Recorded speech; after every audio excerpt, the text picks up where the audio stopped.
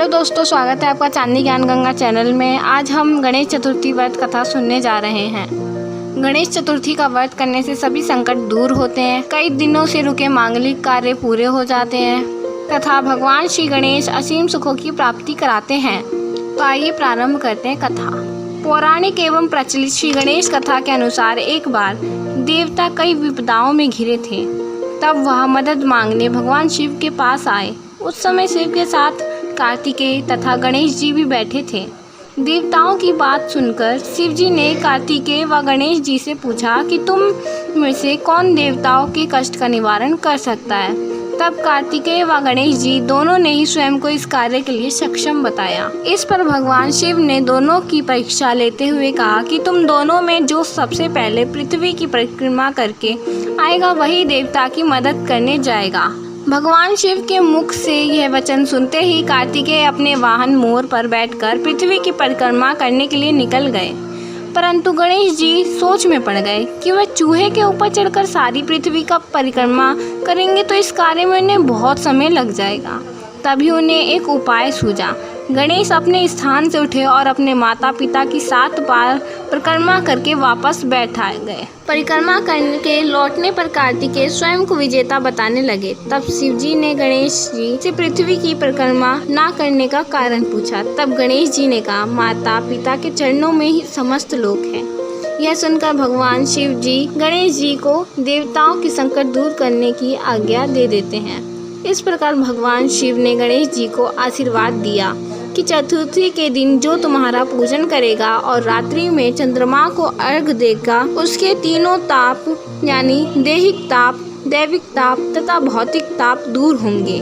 इस व्रत को करने से व्रतधारी के सभी तरह के दुख दूर होंगे और उसे जीवन के भौतिक सुखों की प्राप्ति होगी। चारों तरफ से मनुष्य की सुख समृद्धि बढ़ेगी, पुत्र पौत्रादि धन ऐश्वर्य की कमी नहीं होगी। तो दोस्तों, ये तो गणेश जी की पहली कथा थी और दूसरी कथा कुछ इस प्रकार है। एक समय की बात है कि विष्णु भगवान का विवाह लक्ष्मी जी के साथ निश्चित हो गया। विवाह की तैयारी होने लगी। सभी देवताओं को निमंत्रण भेजे गए, परंतु गणेश जी को निमंत्रण नहीं दिया गया। कारण जो भी रहा हो, अब भगवान विष्णु की बारात जाने का समय आ गया। सभी देवता अपनी पत्नियों के साथ विवाह समारोह में आए। उन सब ने देखा कि गणेश जी कहीं दिखाई नहीं दे रहे हैं। तब वे आपस में चर्चा करने लगे कि गणेश जी को न्योता नहीं है या वे स्वयं ही नहीं आए। सभी को इस बात पर आश्चर्य होने लगा। तभी सबने विचार किया कि इसका कारण क्यों न विष्णु जी से ही पूछ लिया जाए। विष्णु भगवान से पूछने पर उन्होंने कहा कि हमने गणेश जी के पिता भोलेनाथ महादेव को न्योता भेजा है। यदि गणेश जी अपने पिता के साथ आना चाहते तो आ जाते, अलग से न्योता देने की कोई आवश्यकता भी नहीं थी। दूसरी बात यह है कि उनको 1.25 मन मूंग, 1.25 मन चावल, 1.25 मन घी और 1.25 मन लड्डू का भोजन दिन भर में चाहिए। यदि गणेश जी नहीं आएंगे तो कोई बात नहीं, दूसरे के घर जाकर इतना सारा खाना पीना अच्छा भी नहीं लगता। इतनी बातें कर ही रहे थे कि किसी एक ने सुझाव दिया, यदि गणेश जी भी आ जाए तो उनका द्वारपाल बनाकर बैठा देंगे कि आप घर की याद रखना। आप तो चूहे पर बैठकर धीरे धीरे चलोगे तो बारात से बहुत पीछे रह जाओगे। यह सुझाव भी सबको पसंद आ गया तो विष्णु भगवान ने भी अपनी सहमति दे दी। होना क्या था, इतने में गणेश जी वहाँ पहुँचे और उन्हें समझा बुझाकर घर की रखवाली करने बैठा दिया। बारात चल दी। तब नारद जी ने देखा कि गणेश जी तो दरवाजे पर ही बैठे हुए हैं, तो वे गणेश जी के पास गए और रुकने का कारण पूछा। गणेश जी कहने लगे कि विष्णु भगवान ने मेरा बहुत अपमान किया है। नारद जी ने कहा कि आप अपनी मूषक सेना को आगे भेज दें तो वह रास्ता खोद देगी, जिससे उनके वाहन धरती में धंस जाएंगे। तब आपको सम्मान पूर्वक बुलाना पड़ेगा। अब तो गणेश जी ने अपनी मूषक सेना जल्दी से आगे भेज दी और सेना ने जमीन पोली कर दी। तब बारात वहां से निकली तो रथों के पहिए धरती में धंस गए। लाख कोशिशें करी परंतु पहिए नहीं निकले। सभी ने अपने अपने उपाय किए परंतु पहिए तो नहीं निकले, बल्कि जगह जगह से टूट और गए। किसी की समझ में नहीं आ रहा था कि अब क्या किया जाए। तब नारद जी ने कहा, आप लोगों ने गणेश जी का अपमान करके अच्छा नहीं किया। यदि उन्हें मना कर लाया जाए तो आपका कार्य सिद्ध हो सकता है और यह संकट टल सकता है। शंकर भगवान ने अपने दूत नंदी को भेजा और वे गणेश जी को लेकर आए। गणेश जी का आदर सम्मान के साथ पूजन किया गया। तब कहीं रथ के पहिए निकले। अब रथ के पहिए निकले तो परंतु वे टूटे फूटे, तो उन्हें सुधारे कौन। पास के खेत में खाती काम कर रहा था, उसे बुलाया गया। खाती अपना कार्य करने से पहले श्री गणेशाय नमः कहकर गणेश जी की वंदना मन ही मन करने लगा। देखते ही देखते खाती ने सभी पहियों को ठीक कर दिया। तब खाती कहने लगा कि हे देवताओं, आपने सर्वप्रथम गणेश जी को नहीं मनाया होगा और ना ही उनकी पूजा की होगी, इसलिए तो आपके साथ यह संकट आया है। हम तो मूर्ख अज्ञानी है, फिर भी गणेश जी को पहले पूजते हैं, उनका ध्यान करते हैं।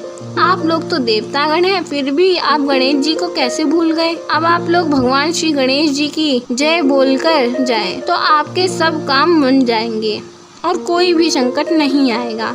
ऐसा कहते हुए बारात वहाँ से चल दिया और विष्णु भगवान जी की लक्ष्मी के साथ विवाह संपन्न करके सभी सकुशल घर लौट आए। बोलो गजानन भगवान की जय। एक अन्य कथा के अनुसार श्री गणेश चतुर्थी व्रत की पौराणिक कथा के अनुसार एक बार भगवान शिव तथा माता पार्वती नर्मदा नदी के किनारे बैठे थे। वहाँ माता पार्वती ने भगवान शिव से समय व्यतीत करने के लिए चौपड़ खेलने को कहा। शिव चौपड़ खेलने के लिए तैयार तो हो गए, परंतु इस खेल में हार जीत का फैसला कौन करेगा, यह प्रश्न उनके समक्ष उठा तो भगवान शिव ने कुछ तिनके एकत्रित कर उनका एक पुतला बनाकर उसकी प्राण प्रतिष्ठा कर दी और पुतले से कहा, बेटा हम चौपड़ खेलना चाहते हैं, परंतु हमारी हार जीत का फैसला करने वाला कोई नहीं है, इसलिए तुम बताना कि हम दोनों में से कौन हारा और कौन जीता।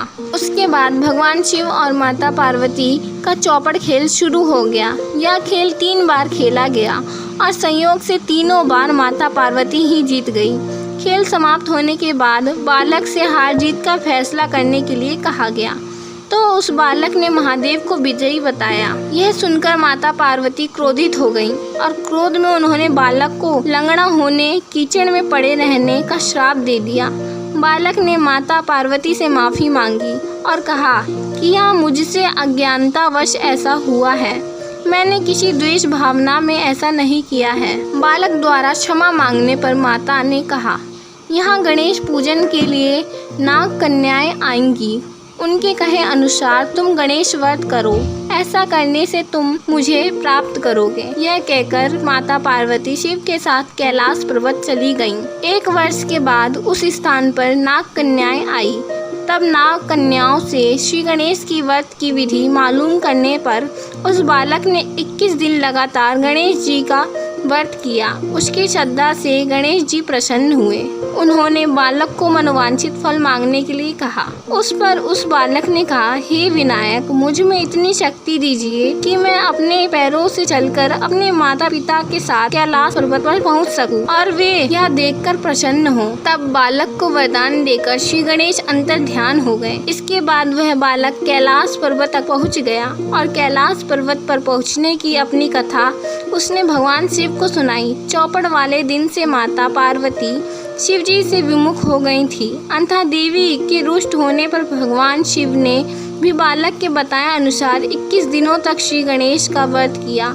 इस व्रत के प्रभाव से माता पार्वती के मन में भगवान शिव के लिए जो नाराजगी थी वे समाप्त हो गई। तब यह व्रत विधि भगवान शंकर ने माता पार्वती को बताई। यह सुनकर माता पार्वती के मन में भी अपने पुत्र कार्तिकेय से मिलने की इच्छा जागृत हुई। तब माता पार्वती ने भी 21 दिनों तक श्री गणेश का व्रत किया तथा दूर्वा, फूल और लड्डुओं से गणेश जी का पूजन अर्चन किया। व्रत के 21वें दिन कार्तिकेय स्वयं माता पार्वती जी से आ मिले। उस दिन से श्री गणेश चतुर्थी का यह व्रत समस्त मनोकामनाओं की पूर्ति करने वाला व्रत माना जाता है। इस व्रत को करने से मनुष्य के सारे कष्ट दूर होकर मनुष्य को समस्त सुख सुविधाएं प्राप्त होती हैं। अगर आपको ये कथा पसंद आई हो तो हमारे चैनल को सब्सक्राइब व वीडियो को लाइक अवश्य करें। धन्यवाद।